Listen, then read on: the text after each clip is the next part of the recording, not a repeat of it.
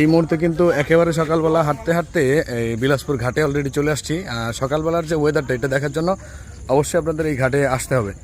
তো এই ঘাটে আসলে কয়েকটা প্লাস পয়েন্ট আছে। একটা হচ্ছে সূর্যোদয় এবং সূর্যাস্ত, এই দুইটা কিন্তু এখান থেকে দেখা যেতে পারে।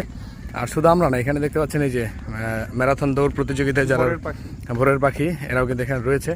তো আসলে সকালবেলায় মানে ওয়াকিংয়ের টিমে যদি জয়েন করা যায় তাহলে এটা সবথেকে হেলদি, মানে স্বাস্থ্যকরী বটে। কারণ আমরা আসলে সারাদিন কর্মব্যস্ততা বা কাজের স্থানে বসে থেকে একেবারে অলস হয়ে যায়।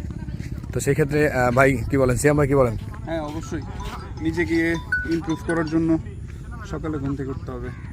বুলবুল ভাই চলে আসছে। আসসালামু আলাইকুম। ভাই কেমন আছেন? ভালো আছেন? আচ্ছা, আলহামদুলিল্লাহ। সবাই কিন্তু অলরেডি চলে আসছে। এই আমাদের কিন্তু আসলে চলে আসা উচিত সকালবেলা। আমি কিন্তু আসলে একেবারে সিভিল একটা ড্রেসে চলে আসছি, যদিও আমাদের পিছনে যারা রয়েছেন তারা কিন্তু আসলে এই মানে ওয়াকিংয়ের জন্য যা যা দরকার সেইভাবে চলে আসছে। আর এখানে কিন্তু এখন ওয়ার্ম আপ হবে 5 মিনিট যাবত। আমরা কিন্তু এই মুহূর্তে এখান থেকে দেখতে পাচ্ছি সূর্যোদয়। এই সূর্যোদয় দেখাটা কিন্তু সব থেকে বেশি সুন্দর সকালবেলার। তো অবশ্যই আপনাদের কর্মব্যস্ততার মধ্যেও এরকম একটু সময় বের করে হাঁটতে বের হওয়া উচিত সকালবেলা।